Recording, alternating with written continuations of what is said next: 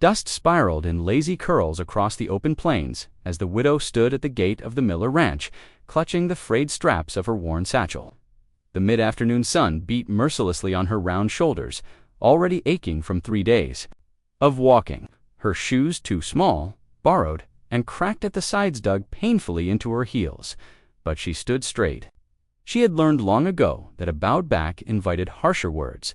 Her name was Hannah Briggs, though most people in town didn't bother remembering it. She was the fat widow, the woman whose husband used to bark at her for every extra pound. The woman the local women whispered about in church, claiming no decent man would ever look at her again. She wasn't seeking anyone to look at her now. She only wanted work shelter somewhere she could breathe without being reminded that she took up more space than others preferred.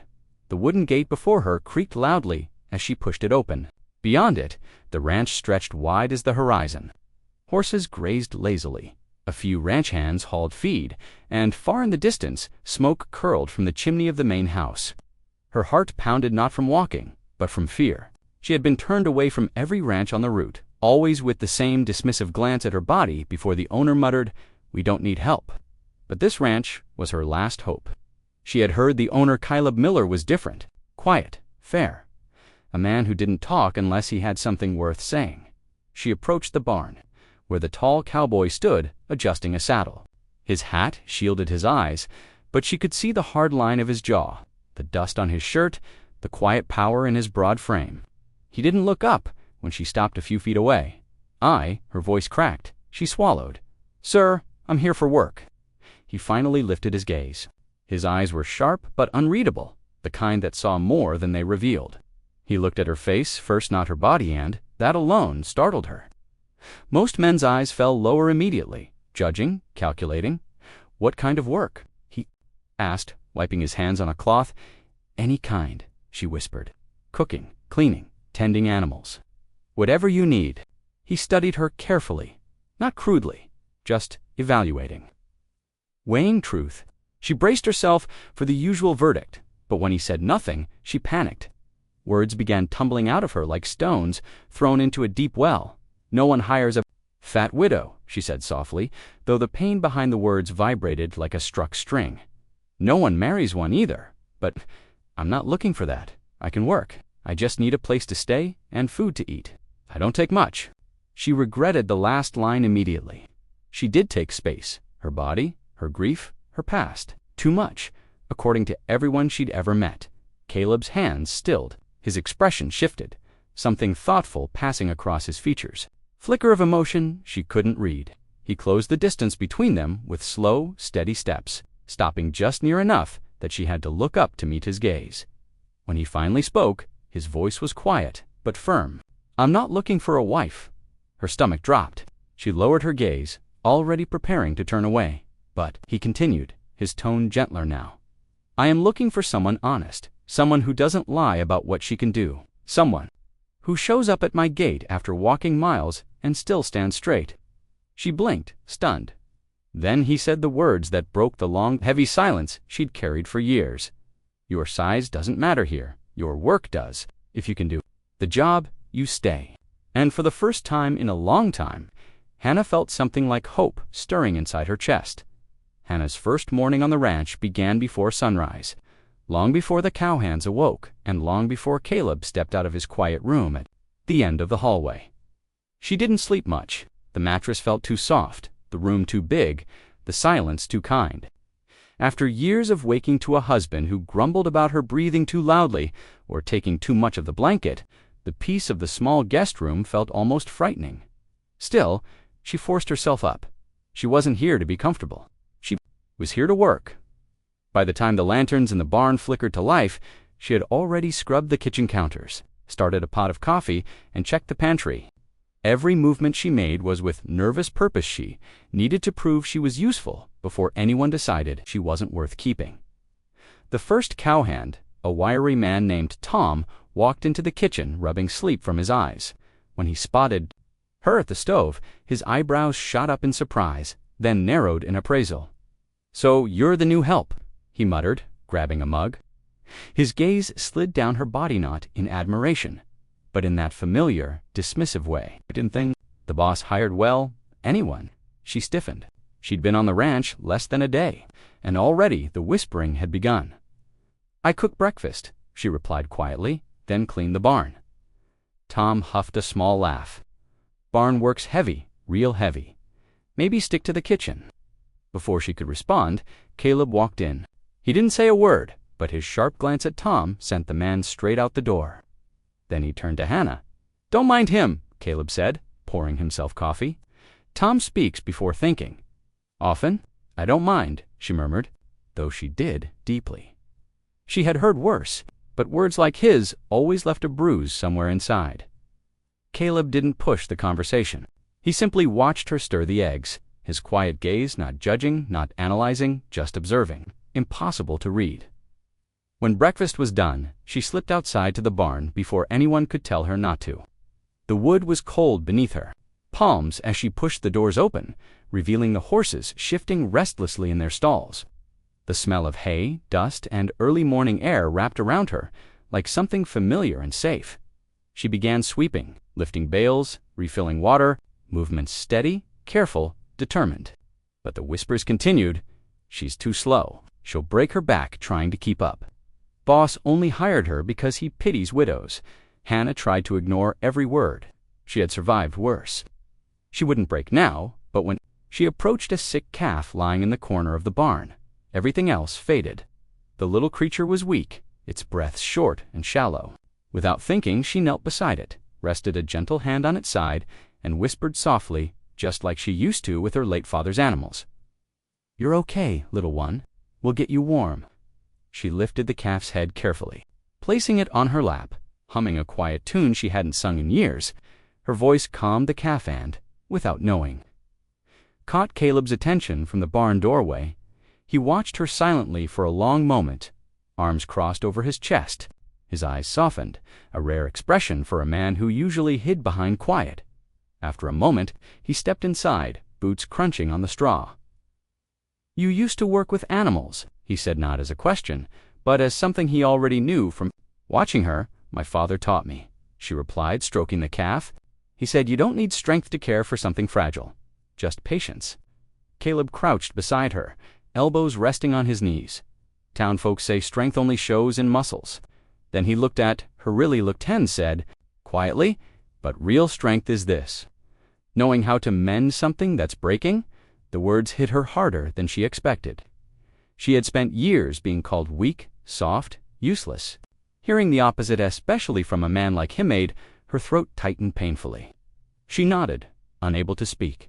For the first time, she realized that maybe, just maybe, she wasn't as unwanted as she'd been taught to believe. The days that followed settled into a rhythm, quiet, steady, almost peaceful. Hannah rose before dawn, finished the kitchen work, then moved to the barn or fields, depending on what needed tending. Caleb rarely spoke, but when he did, his words held weight. The cowhands watched her carefully, some skeptical, others simply curious. But it was the third morning on the ranch when something shifted, something small, something accidental, yet something that tightened a thread between her and the cowboy, in a way she couldn't ignore. The kitchen was warm, filled with the scent of rising biscuits and simmering stew. Hannah hummed softly as she moved about, relieved to finally feel somewhat settled. Sweat gathered along her hairline from the heat of the stove, and she wiped it with the back of her hand before bending to pull out a cast-iron pan. The space was small, too small for two people to move around without brushing shoulders, but she didn't expect anyone to join her. The cowhands usually grabbed food and left, and Caleb typically waited until after they were gone. But that morning, just as she lifted a heavy pot to transfer it to the counter, she heard boots enter behind her. She froze instinctively, fearing she was in someone's way. "Careful." Caleb's low voice murmured from right behind her. Startled, she almost dropped the pot. Caleb stepped in quickly, steadying both her hand and the pot with his own large, calloused fingers. His touch was warm and firm, sending a shock through her that left her breath caught in her throat. "I'm sorry," she stammered, stepping back. Clumsily, "I didn't know you were. I didn't mean to take up the whole space." Caleb blinked at her slowly, as if her words made no sense. "You're working," he said simply. "You take the space you need." She shook her head, clutching her apron. "I know. It's just..." People say, I crowd small rooms. Shouldn't he cut her off with a quiet breath that sounded almost like a scoff not unkind? Just surprised. Hannah, he said, reaching past her to place the pot safely on the counter. His sleeve brushed her arm, and she flinched, out of habit rather than fear. This kitchen ain't big enough for a mouse. You being in it doesn't change that. She lowered her gaze, ashamed of how deeply the comment affected her. Caleb didn't step away. In fact, he stepped closer, leaning to grab the kettle on the stove. The kitchen seemed to shrink around them, their shoulders nearly touching. She felt heat rush to her cheeks. No man had ever stood this close without pulling away in disgust or pushing her aside with irritation. He poured himself a cup of coffee, then paused, noticing she had moved all the way to the far corner as if trying to disappear. You all right? He asked, voice low, steady. I just don't want to be in your way, she whispered. Without turning, Caleb answered calmly, You're not. The simple certainty in his tone shook her more than any poetic speech could have. She had spent years apologizing for existing, shrinking herself, sidestepping, making herself invisible so her late husband wouldn't lash out. Now, standing in a kitchen built for two but lived by one. She didn't know how to fit into a world where someone allowed her presence without conditions. Caleb set his mug down and finally looked at her. Really looked. His gaze wasn't critical or pitying, it was thoughtful. Rooms ain't meant to be empty, he said quietly. If you're working in here, I don't mind sharing the space. He stepped back, giving her room to breathe. But his words lingered. It wasn't a flirtation. It wasn't a confession. It was something far rarer. Permission. Permission to stand, to exist, to take up space alongside him. And for a woman who had been told her entire life that she took too much of it. The cowboy's simple, steady acceptance broke something inside hers, something old, and Painful Ann began stitching it into something whole again by the end of her first week on the ranch. Hannah had grown used to the rhythm of work, but she still hadn't grown used to the way Caleb looked at her. Not in judgment, not in curiosity, but in a quiet, steady way that suggested he was paying attention even when he didn't speak. She tried not to think about it. She wasn't here for attention. She was here for survival. Still, his eyes found details she thought she had buried long ago, and it was on a warm afternoon sunlight slicing through the barn slats. Dust dancing in golden streaks that one detail slipped into view. Hannah was hauling a bucket of water when the handle snagged on a loose nail. The sudden jerk tore the sleeve of her dress clean open, leaving her left arm exposed from elbow to shoulder. She gasped, dropping the bucket, water splashing across the floorboards. Her first instinct was panic. Her second was to hide. She scrambled to pull the torn fabric up, but it was too late. Behind her, Caleb's voice cut through the quiet. Hannah. She froze. He stepped closer, not fast, not aggressively, but with a slow, deliberate calm that made her breath shake. She didn't turn around. She didn't want him to see. Let me look, he said quietly. No, she whispered, keeping her arm pressed against her body. It's nothing. But it wasn't nothing. Faded bruises yellowing at the edges, but still dark at the center end. Along her upper arm, in a pattern any man familiar with violence could recognize. His jaw tightened. Hannah, he repeated, softer now. Don't lie to me. Her throat closed. She wasn't used to being spoken to gently when she was ashamed. Finally, with trembling fingers, she lowered her hand. The torn sleeve fell away, exposing the truth her clothes had always hidden. The bruises weren't fresh, but they were unmistakable. Caleb's breath left him in a slow, controlled exhale. Who did that? He asked, voice low, too calm to be. Anything but dangerous. She shook her head quickly. It's old. It's nothing. I'm fine. You're not, he said. Someone hurt you. Her eyes burned, but she willed the tears back. She hadn't cried about this in years. Crying didn't change anything. Crying didn't stop fists. It was my husband, she said finally, voice barely above a whisper. When he was angry, she expected disgust. She expected pity. She expected him to walk away, realizing she came with ugliness and history he didn't want on his ranch. But Caleb didn't move. He didn't flinch. His gaze softened in a way that frightened her more than anger would have. Why? He asked. Hannah shrugged weakly. He said my size embarrassed him, that if I looked different, maybe he wouldn't get so mad. Caleb's fists tightened at his sides, until his knuckles turned white. "Your size?" he echoed, incredulous. That man was looking for excuses to be cruel.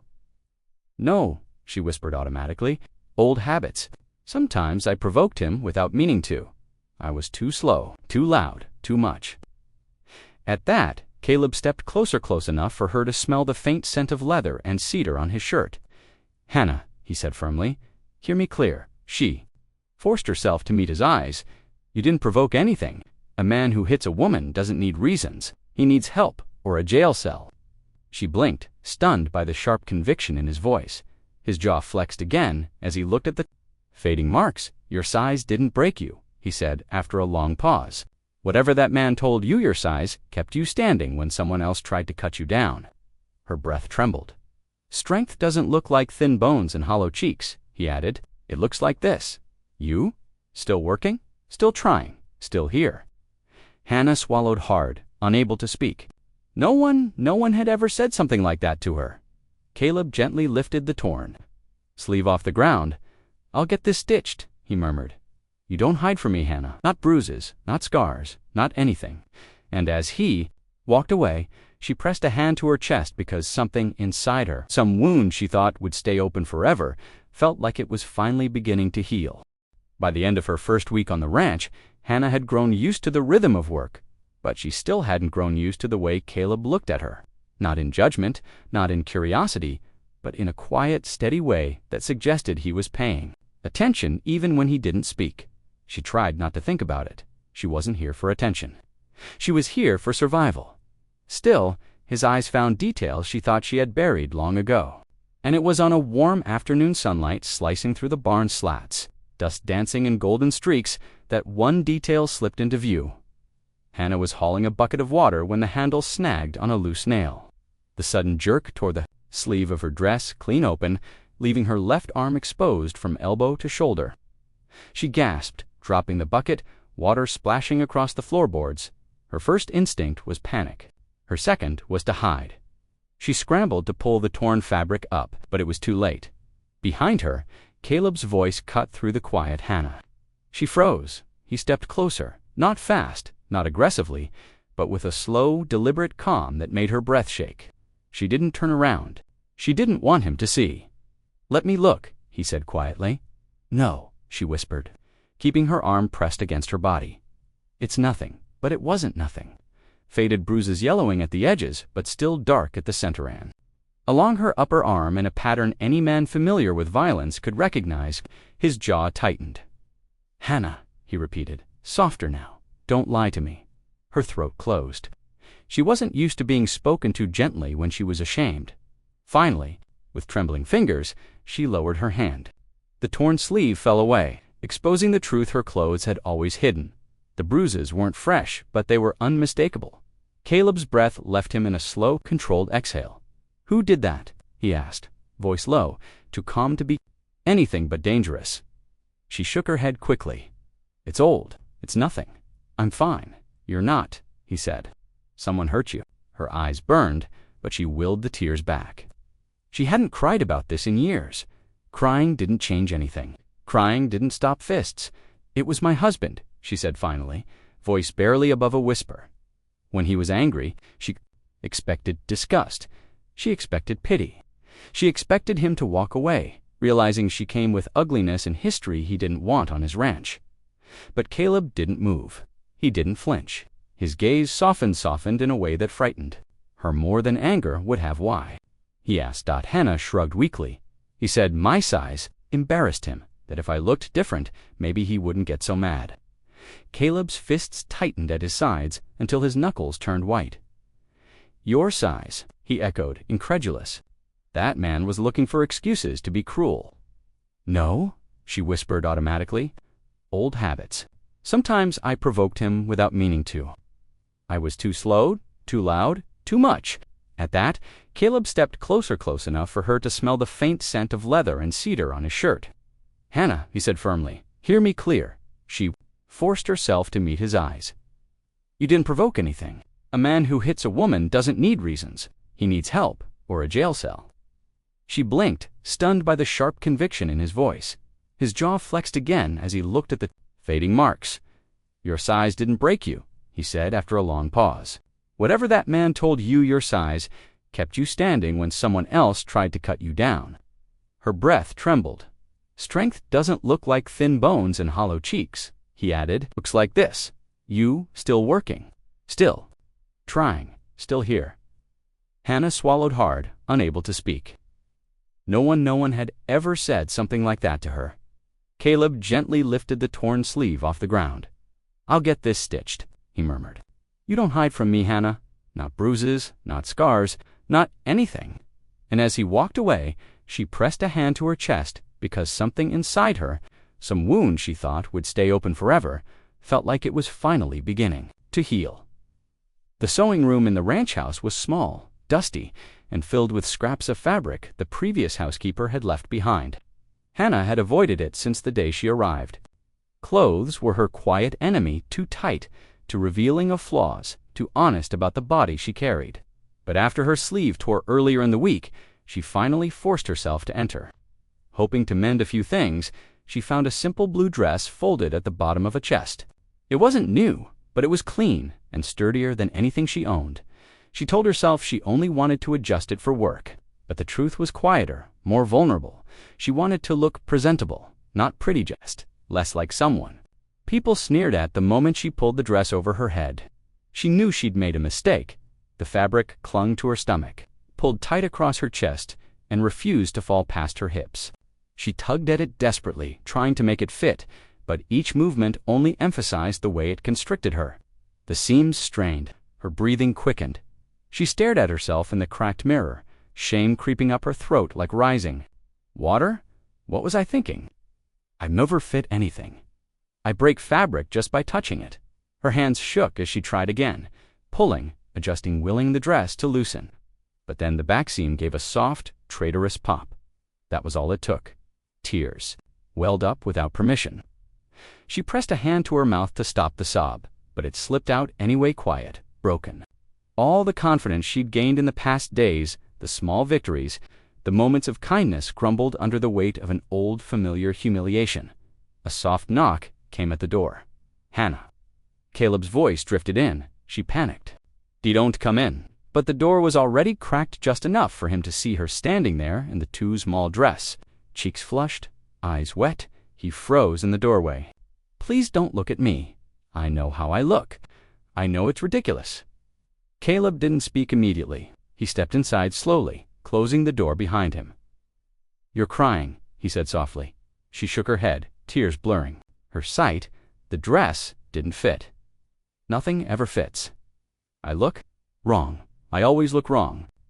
The words tumbled out raw and unfiltered, the truth she had swallowed for years. My husband used to say, no dress could hide my flaws, she whispered, that every piece of fabric gave up trying. Caleb's jaw clenched so tightly, she could see the muscle twitch. Hannah, he said quietly, walking closer, not touching her, not crowding her, but standing near enough that she felt the solid presence of him. Look at me. She hesitated, wiping her eyes. Look at me, he repeated, gentler now. When she finally lifted her gaze, he wasn't staring at the dress. He was staring at her, her trembling lips, her wet lashes, the fragile courage it took for her to stand. There it all. You don't look wrong, he said slowly, firmly. You look like a woman in a dress that's too damn small. Hannah blinked, startled. Caleb tilted his head slightly. That dress would struggle to fit me too. Bad sizing. Isn't your fault, she huffed a broken, embarrassed laugh. It's not just the dress, it's me. I'm not beautiful. Caleb's expression changed, softening in a way she had never seen before. Hannah, he murmured, voice low and steady. Beauty isn't something you squeeze into, it's something you carry. She swallowed hard. He stepped just a little. Closer. And if you're asking my opinion, her breath held. You're the kind of beautiful that doesn't need announcing. Her heart stuttered. Then, in a quieter tone that felt more intimate than a touch, he added, if you want a dress that fits, we'll get you one. But don't you ever stand here and talk about yourself like you're something broken. Hannah pressed a trembling hand to her chest, overwhelmed in that small, dusty room, filled with scraps and flaws. His words mended something in her more perfectly than any thread ever could. The storm rolled in without warning, dark clouds swallowing the late afternoon sun, wind whipping across the open fields with a ferocity that sent the cattle scattering toward shelter. Caleb had seen the weather turn like this before. Hannah had not, by the time he spotted her near the chicken coop, gathering feed with her apron bundled in her arms. The first crack of thunder shook the sky. He shouted from the porch, "Leave it! Get inside!" She looked up, startled, hair whipping across her face. Instead of running toward the house, she instinctively hurried to secure the coop door, ensuring the frightened birds wouldn't panic and escape. The wind fought her, nearly ripping the latch from her hands. Caleb sprinted across the yard, boots pounding in the mud, rain starting to fall in harsh, cold sheets. "Hannah, go," he yelled again. "I just need 1 second." Another crack.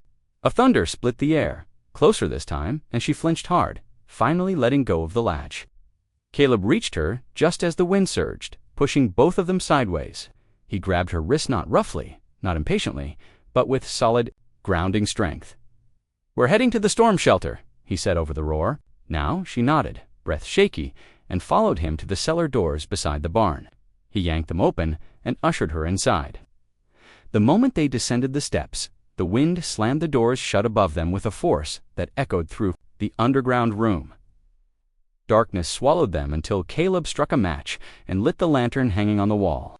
Warm, flickering light replaced the fear-clouded gloom. Hannah leaned against the wall, chest rising and falling rapidly. "I'm sorry," she whispered. "I should have listened sooner." Caleb shook his head, water dripping from his hair. "You were thinking of the animals." "Nothing wrong with that." She laughed weakly. "Nothing wrong. I always do that. Put myself last. Sometimes I don't even realize I'm doing it." He stepped closer, folding his arms. "That's not a flaw. It is when people punish you for it," she murmured without thinking. Her cheeks flushed instantly. She hadn't meant to reveal that, not here, not now. Trapped together, as the storm raged above, Caleb's gaze sharpened in the lantern light. "Hannah," he said softly, "I won't punish you for caring." Something deep inside her trembled. At those words, she turned her face away, ashamed at the heat rising in her eyes. "I didn't mean to cause trouble today," she said. "I'm always trying to make up for being too much, too slow, too heavy." To stop, he interrupted gently, but firmly. She froze. He moved a step closer, slow enough that she felt no threat, only presence. "You keep calling yourself to something," he said, "but you never say what you deserve." Hannah's breath hitched. "Deserve." He nodded. She swallowed, voice quiet. "I don't think I do." Caleb's jaw clenched, not in anger at her, but at the ghosts haunting her words. "You deserve respect," he said. "You deserve kindness. You deserve a place where no one raises a hand to you or tears you down." Her eyes shimmered with disbelief. "And you deserve to stand beside someone who sees your worth," he added, voice low, most a confession. The storm growled overhead, but the shelter felt strangely small. Warm, private. Hannah looked at him really. Looked. The lantern light carved strong shadows across his cheekbones, softened the lines around his eyes. He wasn't a man of pretty speeches, yet every word he spoke felt truer than anything she'd been told in years. "Caleb," she whispered, "why do you talk to me like that?" He inhaled deeply. For once, the quiet cowboy didn't look away, because "You've spent your whole life being told lies about yourself," he said, "and I won't be another man who lets you believe them." Her breath shuddered. "And if that storm keeps us down here long enough," he added, softer now, "maybe I'll tell you the truth you keep running from." She frowned, confused. "What truth?" Caleb met her eyes steady, unwavering. "You're worth more than every cruel word ever thrown at you. More than every bruise. More than every fear." The thunder rumbled again, but inside the shelter, something else began to rise, something warm, fragile, and terrifyingly hopeful. And Hannah realized she wasn't afraid of the storm outside. She was afraid of the storm Caleb's words had. Started inside her, the afternoon had been peaceful, the kind of quiet that made the ranch seem suspended in a gentle spell. Birds drifted lazily across the sky, and the cattle grazed with their usual steady rhythm. The widow was hanging freshly washed clothes on the line behind the bunkhouse, enjoying for once the feeling of doing something simple and useful. But peace on a ranch could vanish in a heartbeat. It happened with a single crack of thunder in the distance. The sky hadn't been threatening, yet the sound boomed loud enough to startle the land itself. The cattle jerked their heads up. The widow saw the shift immediately, the sudden tension, the flicking tails, the uneasy stomping. Then a second thunderclap struck. The herd erupted, the rumble grew into a roar, the ground trembling beneath her bare feet. Before she could fully understand, the cattle were barreling toward the open field behind the homestead. Men shouted. Dust exploded, and she realized with rising horror that she was directly in their path, frozen for a moment. She felt every childhood fear claw its way back. Move, her mind screamed, but her legs refused. She had never been a quick runner, not with her size, not even when she was younger. Panic seized her lungs. By the time she lurched into motion, the stampede was already upon her, but someone else had already seen her. The cowboy, he was across the yard when the thunder cracked, checking a lame horse's hoof. The second he spotted her standing helpless against the rushing tide of cattle, he didn't think he reacted. His boots tore through the dirt as he ran to his horse, swung up in a single motion, and dug his heels in. The horse shot forward like a bullet. She tried to run toward a nearby fence, but the uneven ground and her trembling legs betrayed her. She stumbled and fell hard, the breath knocked out of her. Dust filled her mouth. The sound of hooves, hundreds of them, pounded like death's drum. Like this alone, a fat widow no one will miss. Then dash hands, strong, warm, unhesitating. The cowboy swooped down from the saddle with astonishing precision. He grabbed her arm, anchoring her like she weighed nothing. She gasped, "I'm too heavy. Leave me." Her voice was swallowed by the roar of hooves. His reply was a growl, furious and protective. "Woman, I'd carry you on my back across the desert if I had to. Now hold on." With a powerful pull, he lifted her half onto the horse and pressed her against him, his arm locking around her waist. The horse surged forward, dodging the leading edge of the stampede by mere feet. Dust blinded them. The earth shook. The widow clung to him like a lifeline, heart hammering. They rode hard until the noise behind them faded into distance and the hillside curved safely away from the herd's path. Only then did he slow the horse, breathing hard, his hands still. Firmly around her, as if refusing to risk letting go, she was shaking uncontrollably. Tears streamed down her dusty face. You could have died because of me." He leaned close, voice rough but trembling with emotion. "I'd die 1,000 times before I let harm touch you." For a long moment, she could only stare at him. No one had ever protected her. No one had ever considered her worth saving. That instant, something inside her broke. Something heavy, something old, and something new began to grow. And the cowboy, he looked at her like the stampede had taken nothing at Alex, maybe his heart. The ranch settled back into an uneasy calm after the stampede. But the widow could not forget what had happened. The dust, the thunder of hooves, the cowboy's arm wrapped around her as if she were something precious. She replayed the moment, again and again, each time feeling her heart twist in disbelief. Why had he risked his life for her? Why had he looked at her like that, with a protectiveness she had never known? But while her heart fluttered with dangerous hope, her mind kept dragging her back to old wounds. He was just doing his duty, she told herself. He would have saved anyone. His men will mock him for caring about a fat widow. Shame heavy as a millstone pushed her into a decision that made her chest ache. She began packing. Late at night, when the bunkhouse lamps flickered out and silence spread across the ranch, she folded the few dresses she owned and wrapped her shoes in an old cloth. Her hands trembled, leaving hurt, but staying. Staying felt like stealing something she did not deserve. People in town already whispered that the cowboy had no standards, letting a widow like her linger around his men. She couldn't be the reason his reputation suffered. By dawn, she had made up her mind. She would leave before anyone woke, but the cowboy woke earlier than she expected. He found her outside the small cabin. He had given her her bag clutched to her chest, her eyes red, her shoulders hunched, as if holding up the weight of the world. For a long moment, he simply looked at her, confusion turning slowly into something colder. "Where are you going?" he asked, voice low. She forced a weak smile. "It's time I moved on, sir. I've caused enough trouble here." "Trouble?" His jaw tightened. "You almost died, and now you think you're trouble." She looked down at the dusty ground, unable to meet his eyes. People talk. About me? About you. They say a fat widow has no place working beside a cowboy like you. I don't want to ruin your name, he exhaled sharply, stepping closer until she could feel the warmth of him. My name, he repeated. What good is a name if it's not attached to a life worth living? She shook her head, voice cracking. I'm not worth the embarrassment. I should go. The cowboy stared at her for a long, painful moment then.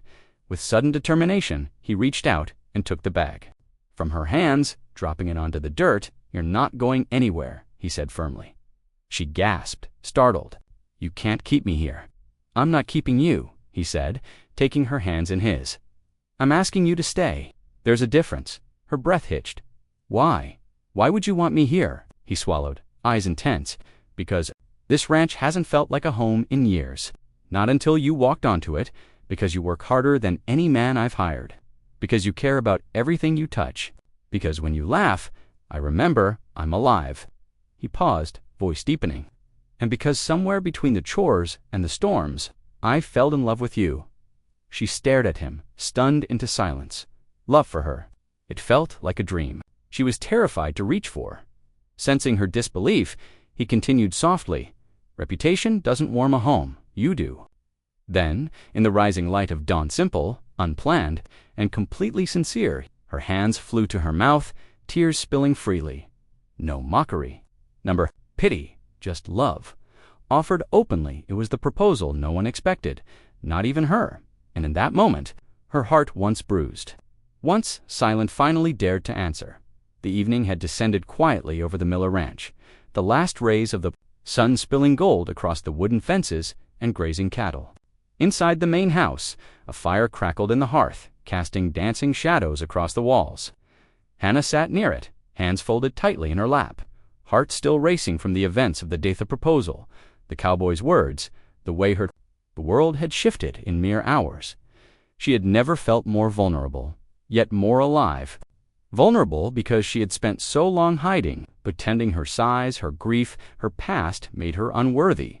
Alive because Caleb had looked past every scar, every imperfection, every whispered rumor, and chosen her. Chosen her, the firelight painted his features in warm tones as Caleb knelt before her once more.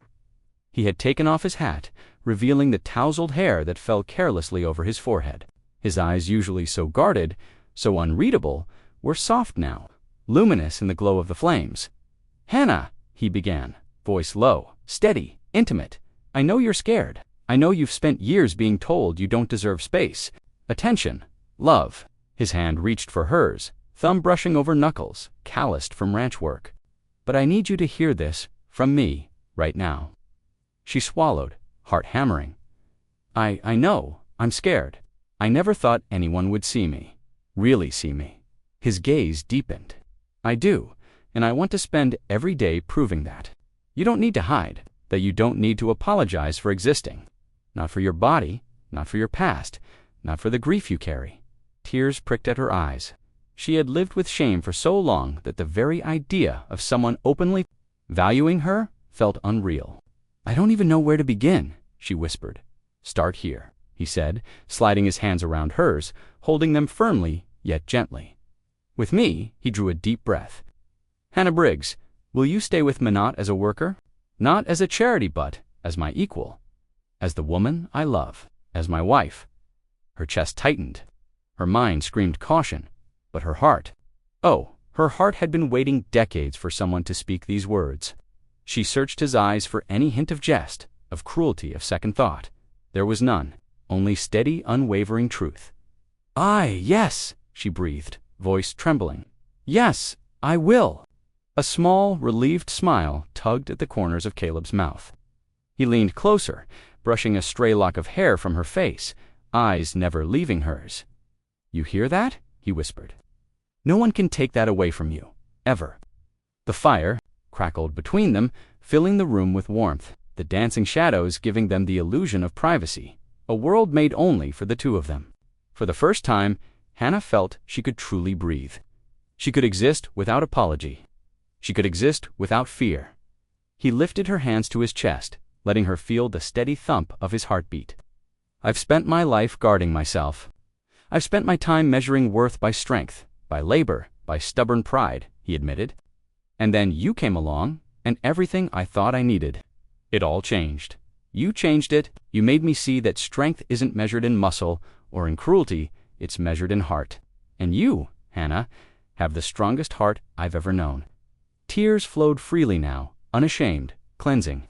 Hannah leaned into him, letting the warmth of his body and the fire fill the spaces where years of grief had dwelled. He whispered against her temple, voice tender, steady. You offered me work. You gave me peace. Let me give you a life where you never apologize for existing. And as the firelight flickered across their faces, Hannah felt her silence finally break not in fear, not in shame, but in love. She rested her head against his chest, feeling the steady thrum of his heartbeat, feeling the promise of a life where she was safe, cherished, and wanted not despite her size, but wholly because of her entire being in that quiet, golden room. With the fire casting shadows around them, two wounded souls found home in each other, and the world outside harsh, judgmental, and cruel mattered no longer. For the first time in her life, Hannah Briggs felt whole.